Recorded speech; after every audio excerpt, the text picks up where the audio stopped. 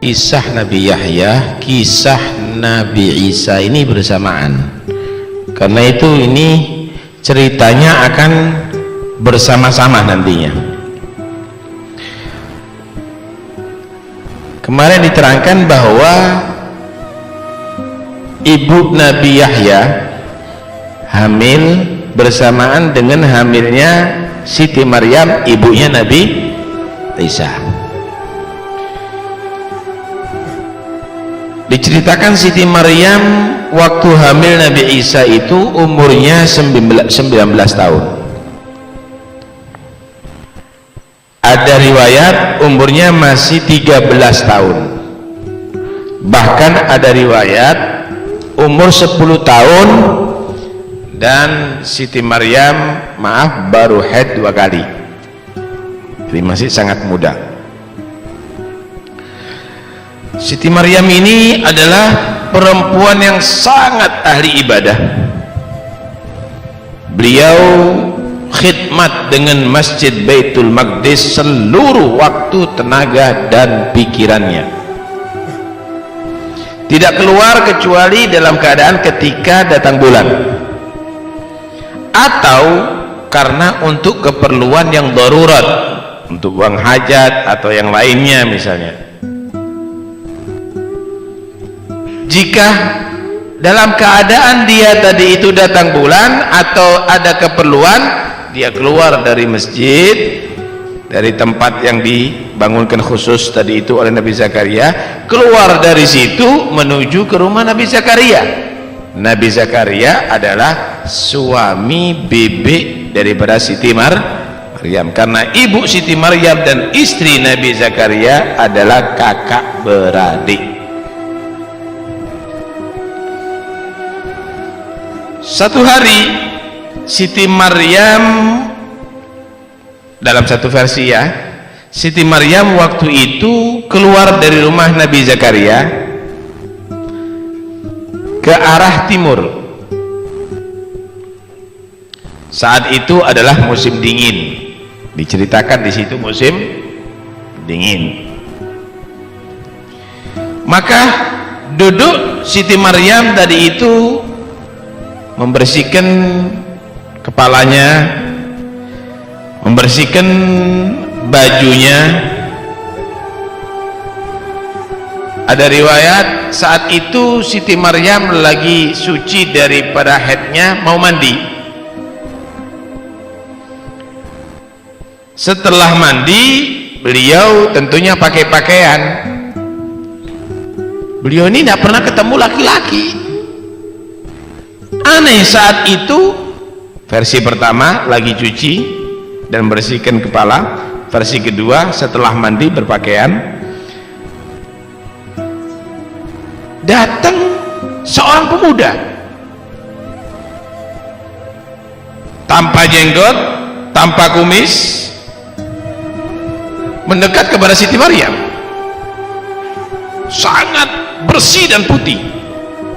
Tapi itu adalah malaikat Jibril sebenarnya. Ketika datang langsung ditegur sama Siti Maryam. A'udzu birrahmani minka in kunta taqiyya. Aku berlindung dengan nama Allah yang Maha Rahmat jika kamu menjadi orang bertakwa. Jangan dekat. Kalau sekarang langsung kenalan ya. Kalau Siti Maryam nggak begitu. Maka berkata si pemuda tadi itu, malaikat Jibril, innama ana rasulu rabbiki liahabalaki liahabalaki gulaman zakiyah. Maryam, aku ini utusan Tuhan kamu, malaikat, nggak usah bingung, nggak ada syahwat. Aku diutus oleh Tuhanmu Allah subhanahu wa ta'ala untuk Allah menganugerahkan kepada kamu seorang anak yang soleh, yang bersih daripada dosa, dan diangkat nantinya menjadi nabi. Anak, aku mau diberi anak oleh Allah. Anna yakunu li walad, walam yamsasni bashar walam akum baghiya. Bagaimana mungkin aku punya anak, aku belum tersentuh dengan seorang lelaki pun, juga aku bukan penzina, gimana aku punya anak? Normalnya kan harus kawin dulu, ada hubungan suami istri, ada pertemuan sel telur dan sperma lelaki. Aku bukan orang yang kawin, aku juga bukan orang yang zina, mana mungkin itu terjadi? Maka Jibril menyatakan, itulah Allah ingin memberikan satu tanda kebesarannya. Allah maha mampu menciptakan manusia dari seorang perempuan tanpa suami dan tanpa ada hubungan, dan dia akan menjadi nabi sampai diutusnya Nabi Muhammad sallallahu alaihi wasallam sebagai penutup para anbiya. Urusan ciptaan itu adalah remeh bagi Tuhan, bagi manusia hal yang luar biasa, bagi Allah itu adalah hal yang remeh. Dalam riwayat yang lain bahwa Siti Maryam ini ketika dalam keadaan hamil, beliau ini dia didampingi dengan misanannya yang bernama Yusuf An-Najjar. Yusuf di tukang kayu, tapi bukan di bonsari.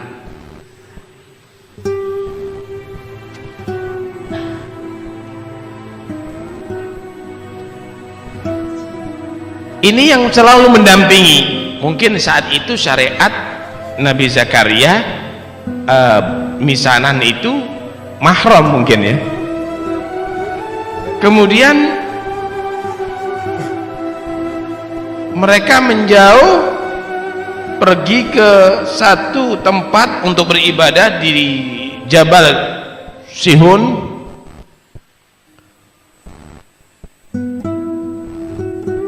Dan si Yusuf ini heran, loh kok kelihatannya hamil ini perempuan, tapi nggak berani dia suudon. Ini orang ibadah terus, nggak pernah ketemu siapapun, cuma kok hamil. Terus bergejolak dalam pikiran dan hati si Yusuf tadi itu. Akhirnya negor dah si Yusuf, Maryam, aku ini lihat kamu itu bingung. Saya berusaha untuk nutupi kebingunganku, tapi udahlah, tolong dijawab supaya hilang, gak bingung lagi aku. Apa? Aku mau tanya sama kamu, wahai Maryam, apakah ada tanaman tumbuh dengan tanpa bibit? Apakah ada pohon tumbuh dengan tanpa diairi hujan? Apakah ada anak dengan tanpa berhubung dari seorang wanita tanpa berhubungan dengan seorang lelaki? Lihat bagaimana jawaban Siti Maryam. Ya, ada. Bukankah kamu harus tahu kan, ketika Allah menciptakan pertama pohon kan tanpa bibit.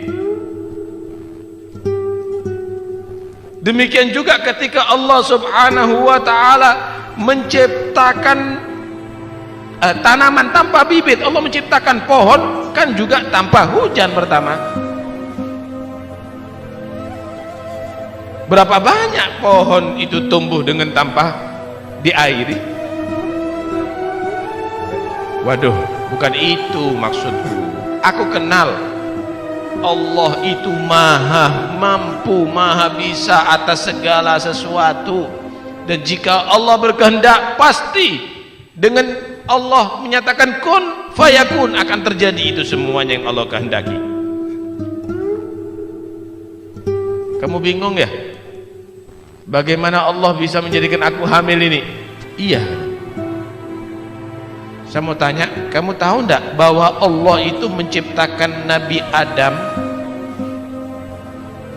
bersama istrinya tanpa ada hubungan suami istri, tanpa ada hubungan laki-laki dengan perempuan, Adam tanpa bapak dan ibu, Hawa diciptakan dari tulang rusuk Adam, bukan dari sperma.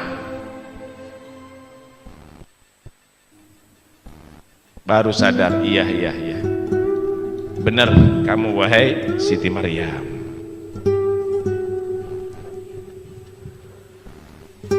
Yang jelas proses daripada hamilnya Siti Maryam itu adalah karena takdir Allah Subhanahu wa ta'ala. Dengan tiupan malaikat Jibril langsung hamil.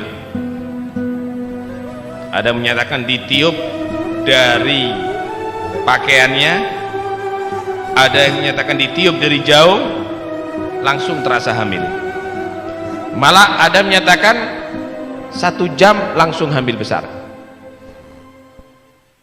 ada menyatakan 3 jam proses kehamilannya. Pertama kehamilan proses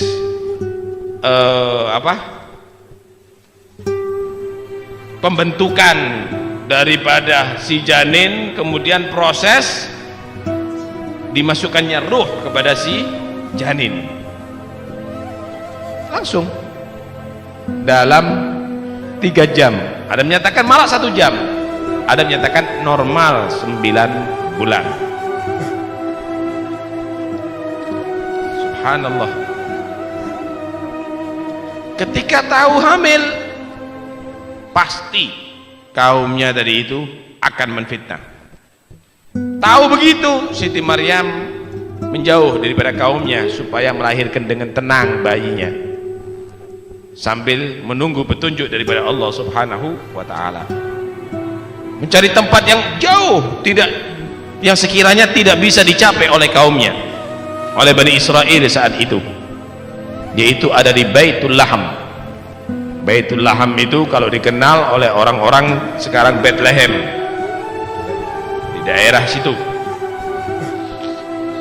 Itu semuanya untuk menghindar daripada kaumnya.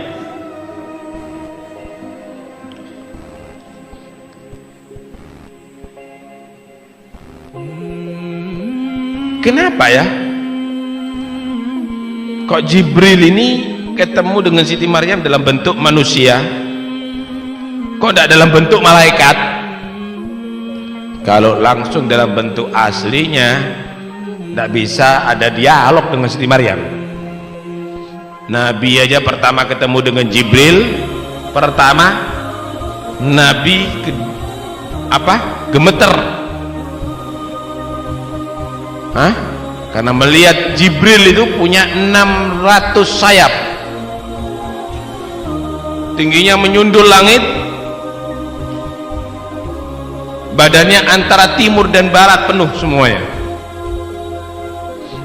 Wah, kalau langsung dalam bentuk aslinya nggak mampu Siti Maryam, tapi dalam bentuk manusia ditegur, ada apa mau kesini kamu wahai laki-laki? Aku berlindung kepada Allah yang maha rahmat daripada kamu. Berhenti. Aku ini bukan manusia, aku ini Jibril. Aku ini datang kepada kamu untuk Allah anugerahkan kepada kamu putra yang soleh, begitu. Kejadian ini dikutip dalam Al-Quranul Karim, dalam surat Maryam. Allah berfirman, "Wadhkur fil kitabi Maryam." Sebutkan, ceritakan dalam Al-Quran, yaitu kisah Siti Maryam. Idin tabadat min ahliha makanan syarqiyya, ketika mengasingkan diri Siti Maryam daripada kaumnya di tempat daerah timur. Fattakhadat min dunihim hijaba, maka menjadikan Siti Maryam antara dia dengan kaumnya hijab,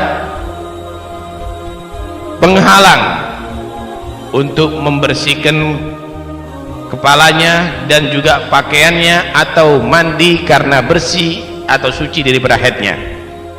Fa arsalna ilaihi ruhana, ay Jibril, maka aku Allah mengirimkan ilaiha kepada Siti Maryam Jibril. Fatamatsala laha basharan sawiyya, menyerupa itu Jibril kepada Siti Maryam dengan sosok manusia yang sempurna, yang tampan, bersih, gagah. Qalat inni a'udzu birrahmani minka in kunta taqiyya. Berkata Siti Maryam, aku berlindung kepada Allah yang Maha Rahmat. Laki-laki, jika kamu menjadi orang yang bertakwa kepada Allah, jangan kamu mendekati kami. Pasti kamu akan takut karena aku sudah berlindung kepada Allah. Qala innama ana rasulu rabbiki li ahbalaki ghulaman zakiyya. Berkata si malaikat Jibril yang menyerupa manusia dari itu, aku adalah utusan Tuhanmu, malaikat Jibril, untuk aku memberikan kepada kamu dari Tuhanmu seorang anak yang saleh yang akan diangkat menjadi Nabi Allah. Qalat anna yakunu li ghulamun wa lam yamsasni bashar. Bagaimana akan menjadi bagiku seorang anak padahal aku tidak disentuh dengan seorang manusia pun karena perkawinan. Walam aku baghiyah, dan aku juga bukan pelacur. Qala kadzaliki qala rabbuki huwa alayya hayyinun. Demikianlah memang perkaranya wahai Maryam, Allah subhanahu wa ta'ala menciptakan hambanya. Allah menyatakan demikianlah bagaimana Allah akan menciptakan hamba ini, anak yang kamu akan dikaruniakan kepadamu itu tanpa dengan seorang ayah. Qala rabbuki huwa alayya hayyinun. Allah menyatakan itu urusan adalah enteng, bukan berarti harus lewat suntik atau tabung atau yang lainnya. Enteng, cukup aku diperintahkan dengan membawa perintah Tuhanmu meniup kamu, maka kamu akan bisa hamil dengan tiupan tadi itu. Walinaj'alahu ayatan linnas, dan anak itu akan menjadi tanda bagaimana kebesaran Allah subhanahu wa ta'ala, wa rahmatan minna, dan akan dijadikan sebagai rahmat bagi Allah, bagiku, dariku Allah subhanahu wa ta'ala, karena siapa yang beriman dengannya akan selamat. Wa kana amran maqdiyya, dan ada penciptaan ini urusannya sudah ditentukan oleh Allah, harus terjadi wahai Maryam. Dalam surat Al-Imran Allah subhanahu wa ta'ala menerangkan, idh qalatil malaikatu ya Maryamu innallaha yubashshiruki bi kalimatin minhu ismuhul masihu Isa bin Maryam. Ketika malaikat Jibril berkata kepada Siti Maryam, ya Maryam, Allah memberikan kabar gembira kepadamu dengan kalimat dari Allah, yaitu Nabi Isa. Kenapa dikatakan kalimat? Karena Allah menciptakan Nabi Isa dengan satu kalimat kun, maka menjadilah Nabi Isa, tidak dengan lewat proses yang wajar. Ismuhul Masihu Isa bin Maryam, namanya adalah Masih Isa bin Maryam, Isa bin Maryam. Kenapa? Karena tidak ada bapaknya, jadi dinasabkan kepada ibunya. Wajihan fid dunya, dia menjadi orang yang mempunyai kedudukan di dunia karena diutus, diangkat sebagai nabi. Wal akhirah, dan punya kedudukan di akhirat karena akan bisa memberikan syafaat dan mempunyai derajat yang tinggi di sisi Allah subhanahu wa ta'ala. Wa minal mugarrabin, dan termasuk orang-orang yang telah dilantik menjadi orang yang dekat kepada Allah subhanahu wa ta'ala. Wa yukallimun nasa fil mahdi, dan bakal dia akan berbicara kepada manusia mulai dari kecil sudah dapat berbicara. Nanti akan diceritakan wakahla, dan juga berbicara kepada manusia untuk nasihat ketika umur antara 30 sampai 40 tahun. Jadi dinyatakan anak ini bakal panjang umur. 30 sampai 40 dan nanti diangkat oleh Allah Subhanahu wa taala.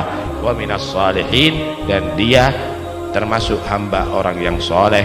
Qala rabbi anna yakuluni walad wa lam yamsasni bashar. Ya Allah, bagaimana ini aku bisa punya anak padahal aku tidak tersentuh dengan seorang manusia pun? Qala kadzalika yakhluqu ma yasha idza qada amran fa inna ma yaqulu lahu kun fayakun. Demikianlah Allah, jika Allah menghendaki, kalau menciptakan sesuatu nggak pakai proses pun bisa, cukup Allah menyatakan jadilah, akan terjadi. Subhanallah. Dari cerita ini bisa kita ambil hikmah.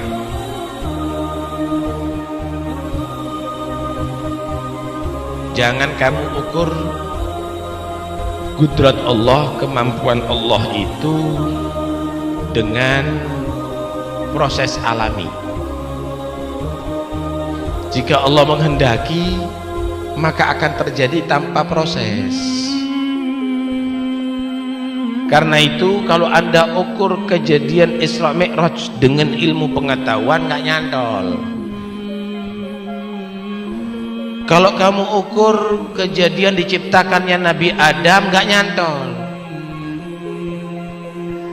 Kalau kamu ukur kejadiannya terbelahnya lautan dalam Nabi Musa, nggak nyantol.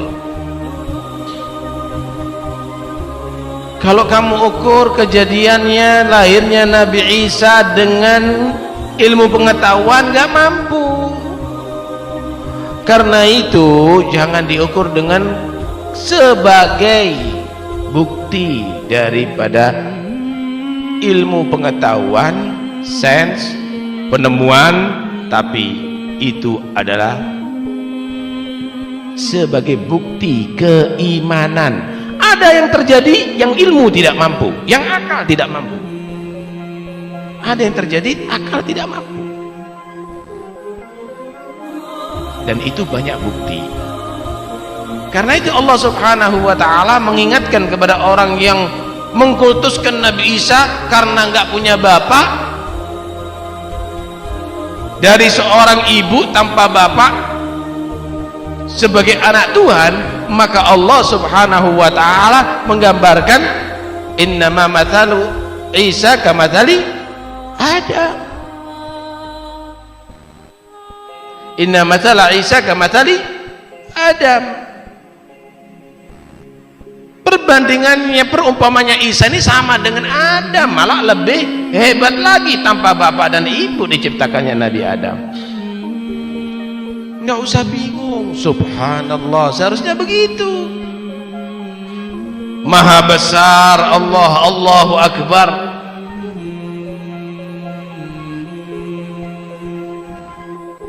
Lah kalau karena nggak ada bapak dan ibu, saudara, sekarang juga ada. Tanpa bapak dan ibu muncul makhluk hidup. Nggak percaya?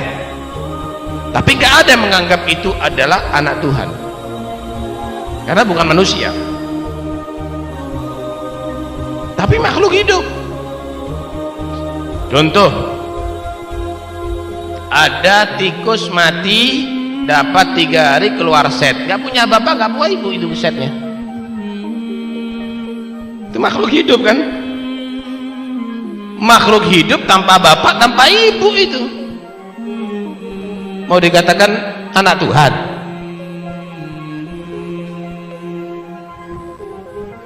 Rayap kayu, keluar rayapnya. Ratusan rayap. Dari mana itu bapak dan ibunya? Nasabnya nggak punya itu.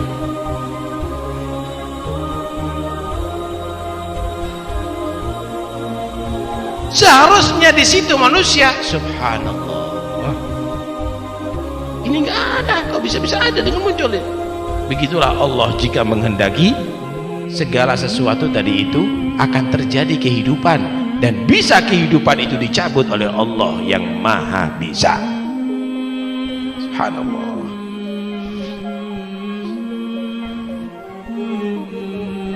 Kemudian Siti Maryam, beliau ini mendapatkan anugerah tapi tidak lepas daripada cobaan. Mendapatkan anugerah tapi tidak lepas daripada cobaan. Karena setiap kita ini nggak ada ceritanya setiap orang itu semuanya akan cinta kepada dia. Pasti ada yang nggak cinta. Setiap manusia itu ada yang pro, ada yang kontra, ada yang menjadi kawan, ada yang menjadi lawan. Jangan manusia seperti kita yang paling sempurna. Nabi Muhammad juga punya lawan, punya musuh. Karena itu wahai anda semuanya, jika kamu mendapatkan nikmat istri yang solehahkah, harta yang berlimpahkah, jabatan yang adakah, itu semuanya pasti kamu mendapatkan ujian. Ujian dari diri kamu atau ujian daripada orang luar kepada kamu. Ujian pada diri kamu, kamu syukur nggak terhadap nikmat Allah. Ujian dari luar, ada yang hasud, ada yang benci. Ya harus siap. Lah kalau kamu mau menerima anugerah daripada Allah tanpa siap ada diuji, aja urip. Nggak usah hidup, nggak ada ceritanya. Karena itu Nabi Sulaiman ketika mendapatkan nikmat itu berarti liyabluwani aashkuru am akfur. Itu Allah menguji aku, apakah aku menjadi orang yang bersyukur atau menjadi orang yang mengkufuri nikmat. Nih, kalau kamu nanti misalnya mendapatkan duit langsung 2 miliar, itu adalah ujian. Liyabluwani aashkuru am akfur. Untuk Allah menguji aku ini jadi hamba bersyukur atau kafir ya. Paham gak ini?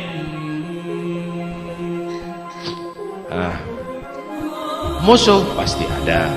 Yang paling parah itu musuh adalah bukan pesaing. Kalau pesaing sih ingin lebih tinggi, itu pesaing. Kalau anda mendapatkan 1 miliar, saingan kamu ingin dia mendapatkan 1,5 miliar, itu pesaing. Bisa positif, bisa negatif.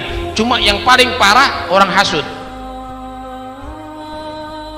Karena itu Allah Subhanahu wa taala memerintahkan kepada kita untuk berlindung daripada usaha rencananya orang hasud. Wa min syarri hasidin idza hasad. Setiap yang dapat nikmat, hati-hati loh ya.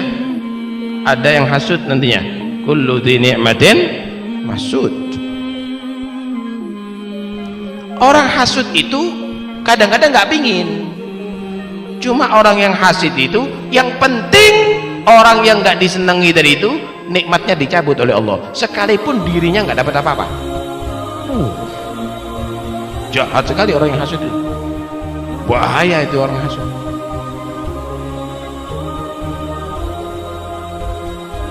Am yahsuduna ala ma atahumullah min fadlih. Apakah mereka itu masih menghasut terhadap apa yang Allah berikan daripada kelebihan, daripada kemurahan Allah kepada hambanya? Orang itu dapat nikmat itu karena kehendak Allah. Kok dia nggak setuju? Kok dia marah? Kok dia jengkel, kesel? Apa mana ini? Hati. Tak ceritai ya. Pernah Fir'aun didatangi sama iblis, sama setan. Ketok pintunya. Siapa? Setan. Ketemu Fir'aun sama setan.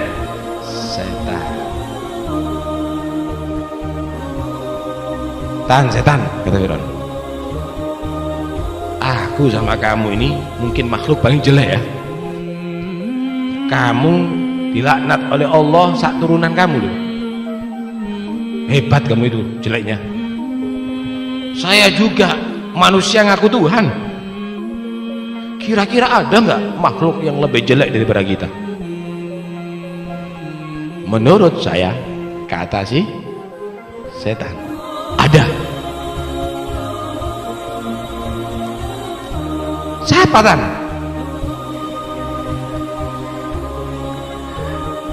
Kata si setan, orang yang hasud. Loh, kok bisa begitu? Kamu katakan, gini ceritanya. Ada satu orang ini sangat membantu misiku untuk menyesatkan manusia. Wah, dia ngadakan orkesan, dia ngadakan mabuk-mabukan, dia ngadakan perzinaan, dia ngadakan itu dan ini, sangat membantu aku. Sampai saking senengnya aku tak datangi. Saya ingin kasih kamu hadiah. Tak kasih kamu 100 sapi kalau mau. Gimana? Enggak. Saya enggak perlu hadiah sapi. Saya ini setan. Enggak apa-apa. Kalau mau kasih saya hadiah, bukan hadiah sapi. Apa yang kamu minta? Sapi tetangga saya ini matikan. Kenapa? Pegel saya karena sapinya dia tadi itu subur, banyak mengeluarkan susu. Matikan. Waduh, saya nggak sanggup kalau matikan. Bukan urusan saya menghidupkan dan mematikan. Wes tak kasih sapi 100, saya nggak butuh. Saya nggak punya apa-apa, melarat nggak apa-apa. Yang penting tetangga ini melarat. Dengar setan. Lu siapa anakku ya? Saya ingin memberi tapi dia nggak mau. Yang penting dia kehilangan nikmat. Kata Fir'aun, oh berarti ono sing lebih elek teko aku ya. Berarti ada yang lebih jelek daripada aku.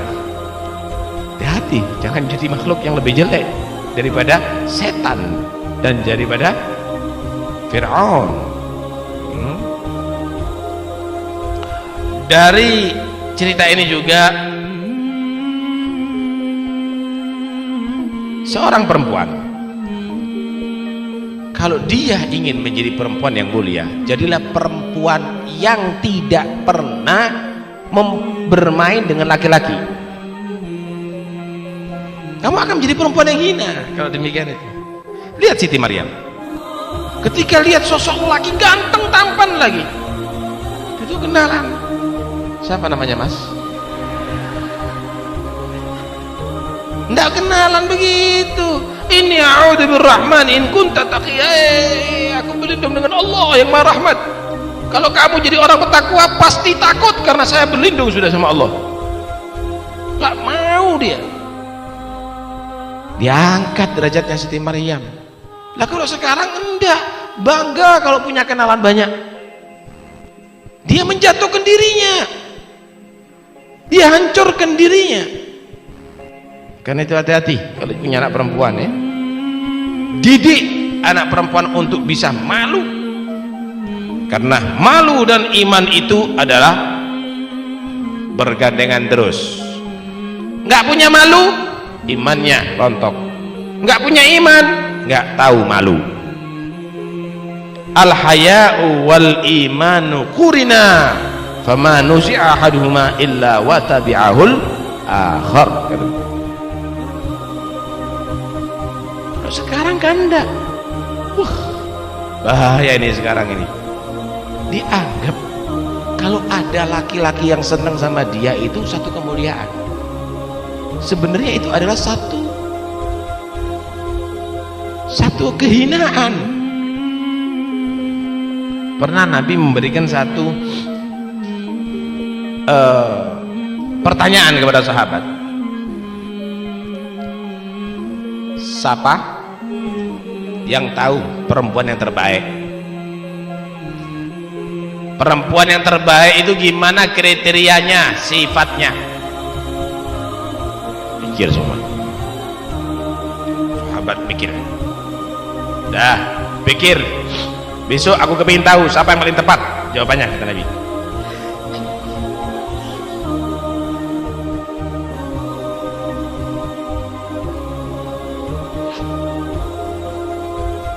Udah pulang.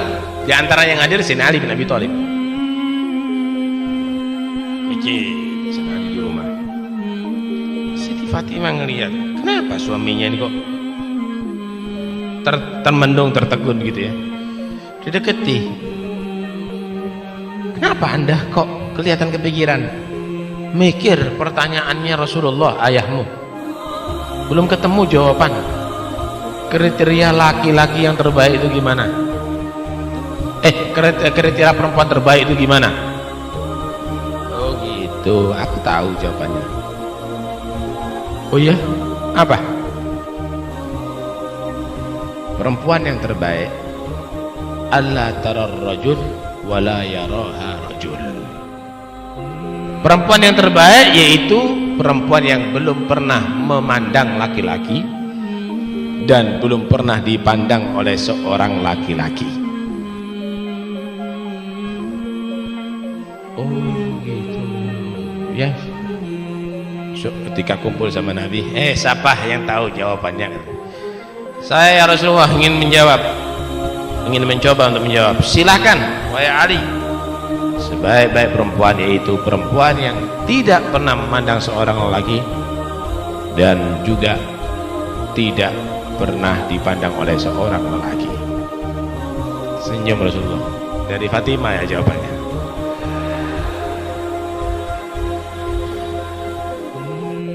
Iya ya Rasul, dzurriyyatan ba'daha min ba'd.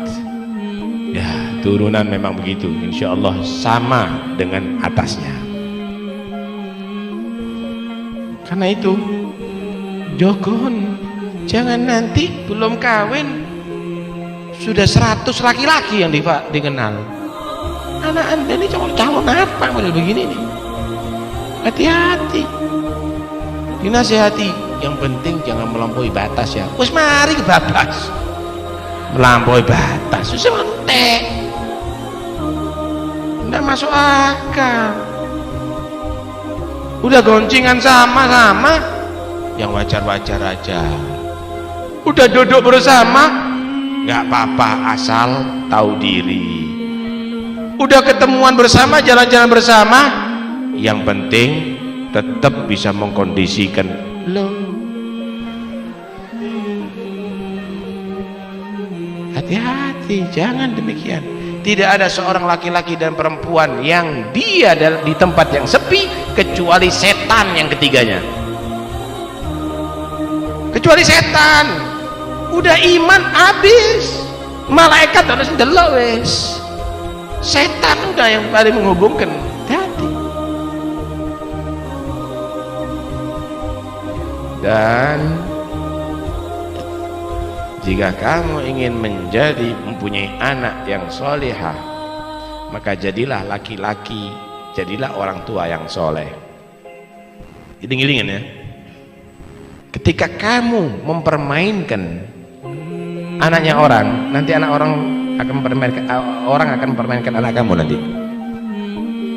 Ada satu hadis, camkan baik-baik.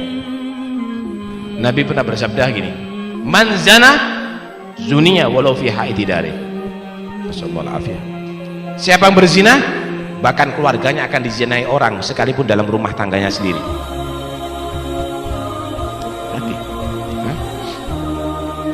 Lihat Siti Maryam, dia menjaga dirinya nggak sampai begitu.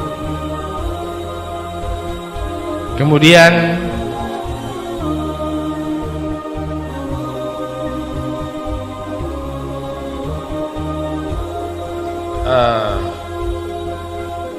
Allah Subhanahu wa taala menerangkan di sini bahwa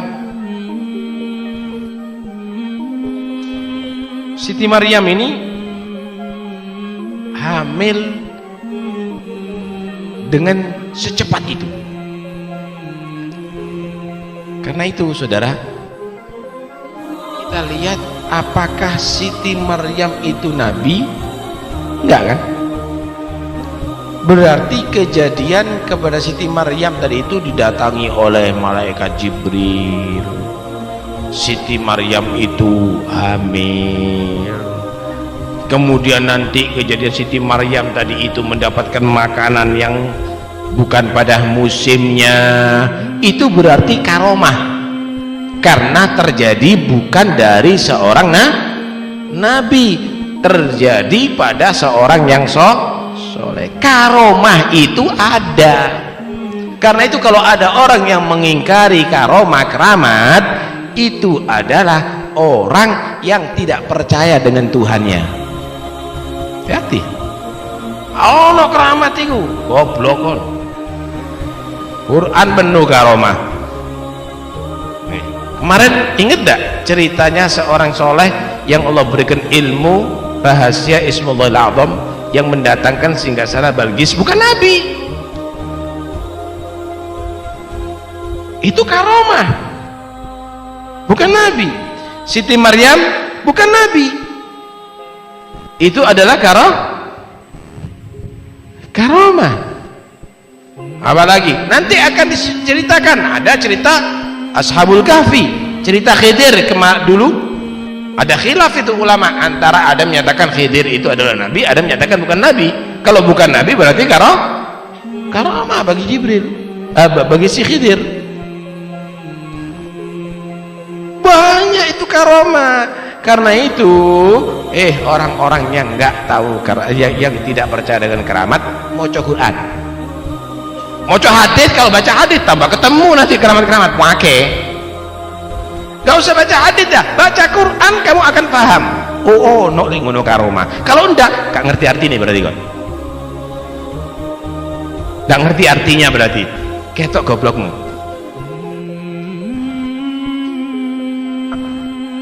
Karomah itu ada, saudara.